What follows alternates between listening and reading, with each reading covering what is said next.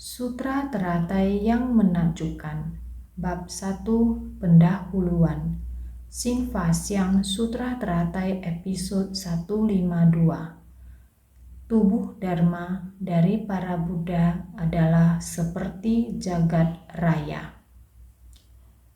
Setiap hari di waktu yang sama, pada kondisi yang sama.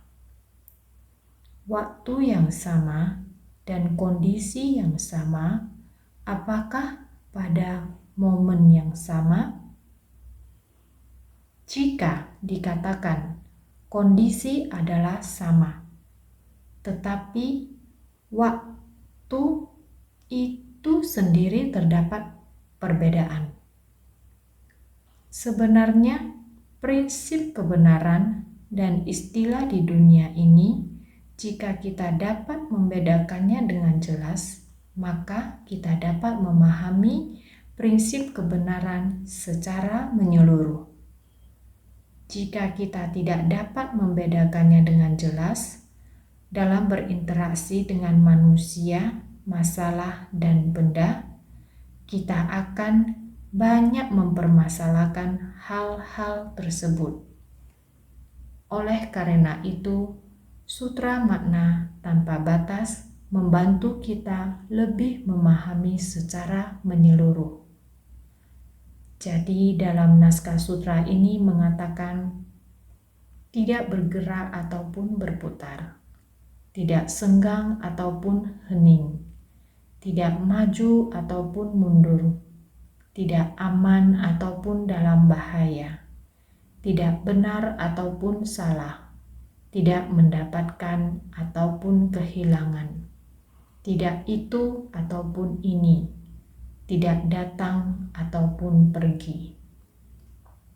Sutra Makna Tanpa Batas Bab 1 Sifat Luhur.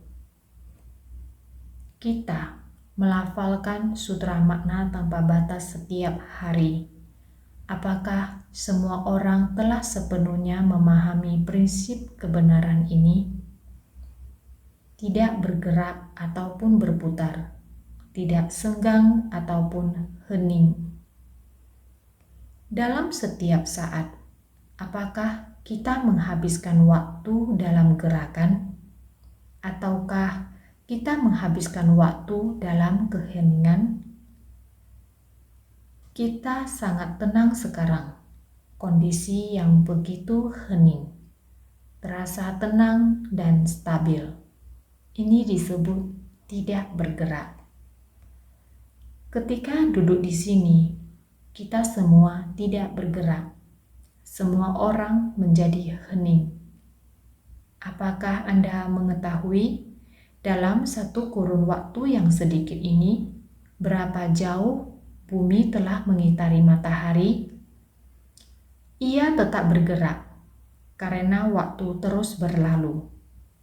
Kita memiliki perasaan bahwa itu bergerak, serta saat yang hening, sehingga tidak bergerak ataupun berputar. Sebenarnya, kapankah waktu bumi tidak berputar? Kapankah waktu tidak berlalu?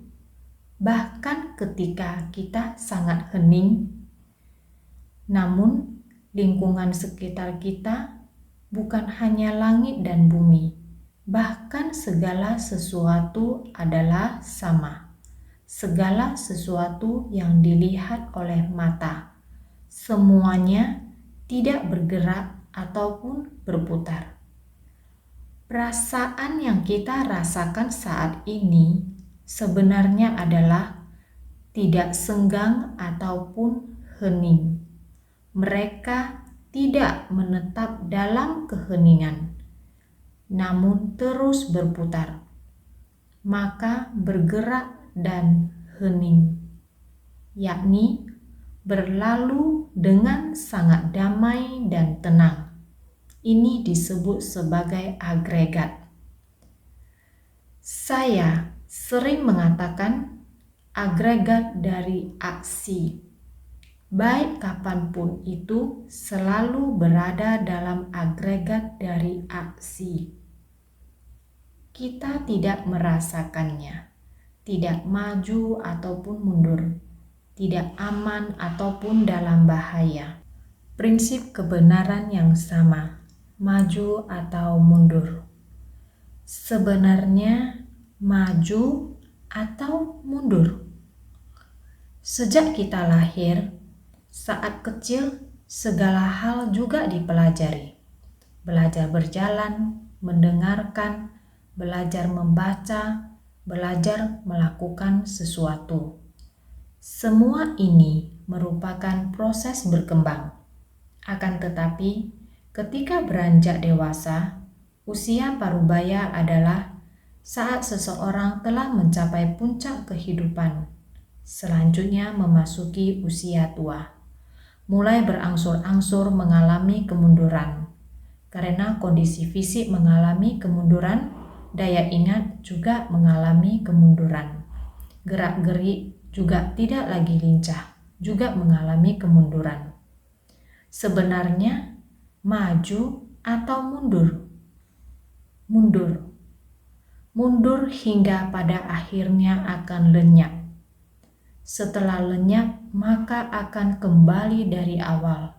Karena kita semua berada dalam siklus kehidupan ini.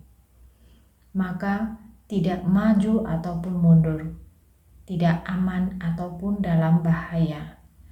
Karena di tengah kondisi ketidakkekalan, kita sering berpikir, kita semua sangat aman. Akan tetapi harus diingat, waktu kita tidak dapat dibendung, ketidakkekalan tidak dapat dibendung. Apakah bisa kita terus mengatakan tidak maju ataupun mundur? Apakah merupakan saat yang tentram? Juga tidak dapat berbuat apa-apa. Apakah setiap langkah yang kita selalu berada dalam bahaya? Tidak juga. Jadi meskipun ketidakkekalan bisa terjadi dalam seketika dan dalam sekejap, kita tidak pernah tahu kapan itu akan terjadi. Namun, segala sesuatu yang terjadi seketika dan dalam sekejap, itulah yang disebut tidak kekal. Kita harus waspadai bahaya bahkan di saat aman. Dengan demikian, barulah dapat berjalan seimbang. Sering-seringlah memperingatkan diri kita semua, walaupun kita berada dalam keadaan yang tenang dan dalam keadaan yang tentram. Kita harus senantiasa memiliki kewaspadaan seperti ini. Meskipun kita melihat keadaan di luar sana terdapat banyak ketidakkekalan, karena itu adalah hukum alam, maka hati kita hendaknya berdiam di dalam hukum alam tersebut. Namun, prinsip kebenaran ini harus dipahami secara tuntas. Kita harus mengerti bahwa setiap saat segala sesuatu terus terjadi perubahan, dan setiap saat juga terjadi kemunduran. Itulah kebenaran sejati. Dalam kondisi kehidupan kita sebagai manusia, kebenaran sejati ini bersifat kekal, tetapi kondisi kehidupan kita selalu berubah dan tidak kekal. Maka disebut dengan tidak maju ataupun mundur, tidak aman ataupun dalam bahaya. Mungkin semuanya bisa merasa, ini apa hubungannya dengan saya? Seandainya saya pikirkan ini hubungannya dengan saya sangat besar, karena kita tidak hanya hidup di kondisi lingkungan ini, saya juga masih mau hidup di seluruh dunia. Waktu mereka, kondisi mereka, semuanya harus dipahami. Terhadap kondisi seluruh dunia ini harus memahaminya. Bisa terhubung sampai apa yang disebut stabil. Apa yang tidak seimbang? Dari 4 unsur alam tidak selaras sampai kehidupan semua makhluk ada hubungannya. Oleh karena itu, Sang Buddha mau mengajari kepada kita perlu ada pandangan secara menyeluruh. Meski kita hidup di tengah kondisi ini, namun kebijaksanaan kita, batin kita memiliki kelapangan dada seluas jagat raya.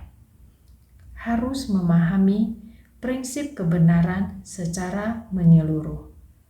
Harus dipahami sampai tuntas. Jadi dikatakan tidak benar ataupun salah, tidak mendapatkan ataupun kehilangan. Tidak benar berarti salah. Prinsip kebenarannya bukan seperti itu. Tidak benar juga bisa disebut palsu. Juga berarti tidak tepat. Bukan berarti tidak salah. Lalu sebenarnya itu benar atau tidak benar. Bukan untung dan rugi, artinya tidak ada untung, juga tidak ada rugi. Benar juga, untuk apa terus perhitungan? Apakah itu benar atau tidak? Kita harus menggunakan kebijaksanaan.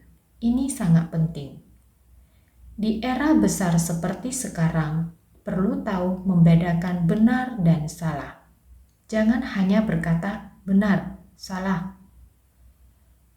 Pembuka sutra agama non-Buddhis lainnya menyebut AU, yaitu ada dan tiada. Pembuka sutra mengatakan ada dan tiada. Apakah itu benar atau palsu tidak dipersoalkan. Begitu mulai sudah masuk prinsip kebenaran mereka. Namun dalam pembuka sutra ajaran Buddha adalah demikianlah yang kudengar. Ini berarti memang benar demikian adanya. Pada bagian awal pembuka sutra juga dijelaskan 6 faktor penyempurna, yaitu ada bukti, ada tempat, ada yang mendengar, dan ada Buddha yang mengajarkan. Demikianlah benar-benar merupakan pembuktian bahwa hal itu memang demikian adanya. Jadi sutra Buddha harus memiliki bukti. Jika nyata, seperti inilah prinsip kebenarannya. Jika palsu, seperti inilah khayalan semu. Dianalisa agar kita bisa memahami apakah itu khayalan semu atau nyata. Ini adalah kita belajar ajaran Buddha. Harus bagaimana melenyapkan khayalan semu di kehidupan sehari-hari, bagaimana menghadapi prinsip kebenaran yang sejati.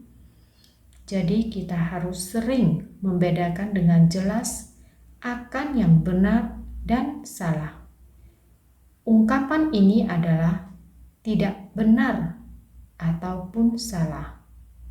Apakah benar atau tidak benar? Kita mesti memperjelasnya. Jadi, tidak mendapatkan ataupun kehilangan. Kebenaran sejati ini selamanya senantiasa ada. Sifat kebudaan selamanya ada di dalam batin kita. Kita juga tidak semakin bertambah, juga tidak semakin berkurang. Jadi dikatakan pada Buddha tidak bertambah, pada makhluk awam tidak berkurang. Sifat kebudaan adalah setara antara Buddha dan para makhluk. Jadi asalkan kita bersungguh hati memahami mana yang benar dan mana yang palsu, arah yang salah kita jangan ikuti. Arah yang benar kita harus giat bersemangat terus maju, membedakan dengan jelas benar dan salah. Sifat sejati dalam diri kita setiap orang adalah setara dengan Buddha. Prinsip kebenaran, tubuh dharma, dan sifat hakiki setiap orang. Jadi, tidak mendapatkan ataupun kehilangan. Pada Buddha tidak bertambah, tidak lebih banyak dari kita. Pada makhluk awam tidak berkurang. Kita tidak lebih sedikit dari Buddha. Sifat kebudaan semuanya adalah setara. Jadi tidak itu ataupun ini, tidak datang ataupun pergi.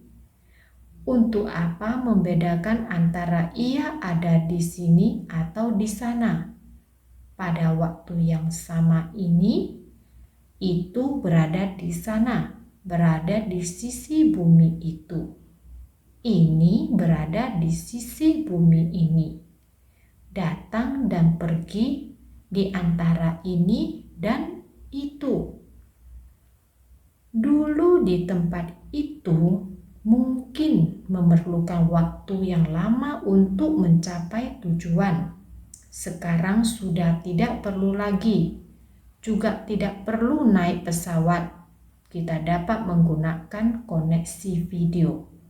Dia berbicara dan saya menjawab, lihatlah, bukankah ini adalah tidak itu ataupun ini, tidak datang ataupun pergi? Anda tidak perlu pergi dan dia juga tidak perlu datang. Pada waktu yang sama ini, dia bisa saling berkomunikasi dengan kita.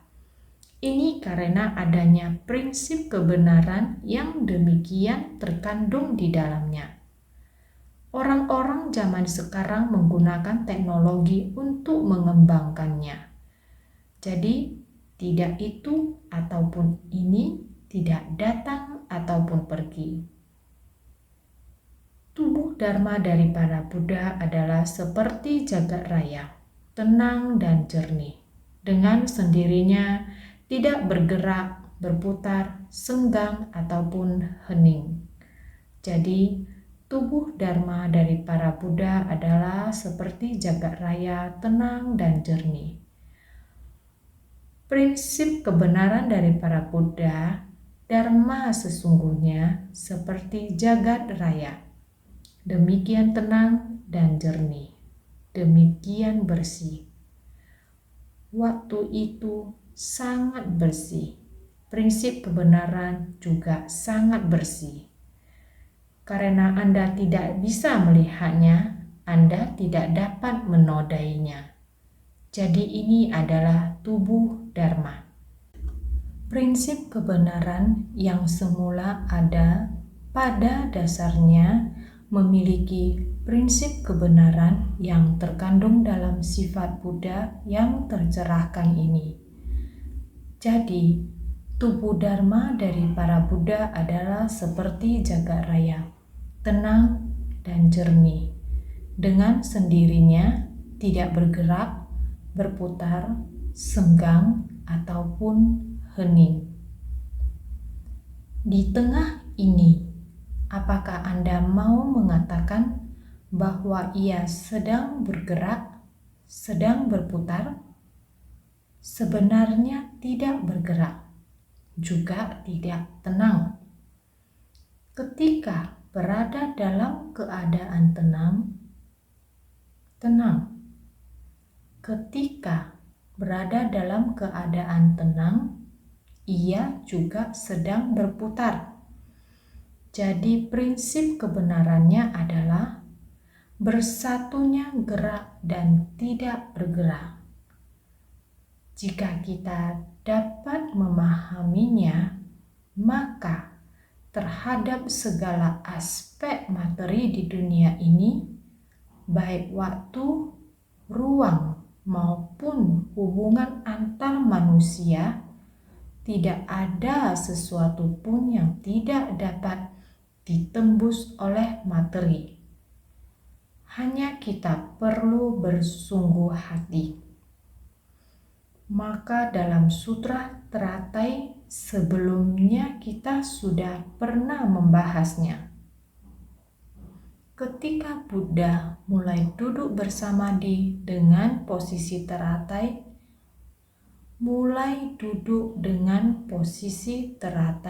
dalam samadhi, hatinya sangat terbuka luas, sangat antusias. Orang-orang yang mendengarkan juga sangat bersukacita mengetahui bahwa Buddha akan keluar dari samadhi. Buddha akan mulai mengungkapkan harapan mendasar. Di tengah keadaan itu, genderang surgawi berbunyi sendiri. Bunga-bunga surgawi turun seperti ini. Betapa indahnya kondisi tersebut. Maka di tengah ini, para dewa, naga, setan, dan makhluk halus memberikan persembahan pada yang paling dimuliakan di antara orang-orang. Pada semua tanah Buddha seketika berguncang hebat. Sutra Teratai Bab 1 Pendahuluan. Ini memberitahu kita bahwa saat itu semua orang dengan hati penuh hormat. Tidak hanya di alam manusia. Di alam manusia ada 4 kelompok murid. Ada raja, pejabat besar, juga ada para dewa, naga, dan makhluk halus. Semuanya datang dengan setulus hati memberikan persembahan. Memberikan persembahan, 2 kata ini yang paling penting adalah niat pikiran ini. Oleh karena itu, para dewa, naga, dan makhluk halus dengan hati penuh hormat memberikan persembahan pada yang paling dimuliakan di antara orang-orang. Ini merupakan persembahan berupa rasa hormat. Persembahan berupa tindakan menggunakan tubuh mereka mempraktikkan dalam tindakan nyata untuk melindungi dan menegakkan ajaran Buddha. Semua ini disebut sebagai memberikan persembahan. Semua yang diberikan persembahan, semua yang mereka lindungi dan tegakkan adalah yang paling dimuliakan di antara orang-orang. Sebab Sang Buddha mencapai pencerahan di alam manusia. Buddha telah menyadari kebenaran sejati di alam semesta. Oleh karena itu, beliau adalah yang paling dimuliakan di antara orang-orang. Telah mencapai pencerahan sempurna. Pencerahannya demikian benar, arahnya begitu tepat. Adalah orang yang paling dihormati di antara orang-orang. Pada semua tanah Buddha seketika berguncang hebat. Tanah Buddha yang juga berarti tanah tempat seorang Buddha memberikan ajaran dan bimbingan. Kita tahu bahwa wilayah tempat Buddha Sakyamuni pimpin adalah di dunia Saha. Dunia Saha berada di planet bumi dari alam semesta. Semua makhluk adalah yang paling dicintai oleh Buddha, adalah yang paling dilindungi oleh Sang Buddha. Sehingga beliau membelai bumi adalah untuk menyayangi para makhluk, segala sesuatu dan bumi. Inilah tanah yang Buddha pimpin. Sebenarnya, di antara alam semesta ada sangat banyak Buddha. Yang hanya kita dengar sebelumnya Buddha Chandra Surya Pradipa. Sebuah nama yang sama, marga yang sama saja, sudah ada 20.000 Buddha. Di belakang masih ada Buddha Dipankara. Di belakangnya lagi masih ada sangat banyak Buddha. Sebenarnya tanah para Buddha tidak ada perubahan dan pergerakan. Dunia saha kita juga tidak ada perubahan dan pergerakan. Sama saja, merupakan tanah yang dibimbing oleh Buddha. Yang dikatakan tidak ada perubahan dan pergerakan adalah merujuk pada prinsip kebenaran yang tidak ada perubahan dan pergerakan. Kebenaran sejati dari dunia saha dengan kebenaran sejati dari tanah Buddha yang lain semuanya sama. Jadi disebut semua Buddha memiliki ajaran yang sama. Buddha dari dunia saha batinnya bersuka cita. Alam para Buddha, batin semua Buddha juga akan bersuka cita. Inilah seketika berguncang hebat. Berguncang berarti penuh semangat atau antusias, yang berarti bersuka cita. Jadi belajar ajaran Buddha, kita mesti menyatukan prinsip kebenaran dengan masalah dan benda. Yang paling penting adalah kita mesti menerapkannya dalam kehidupan sehari-hari antara masalah, benda, dan aspek batin.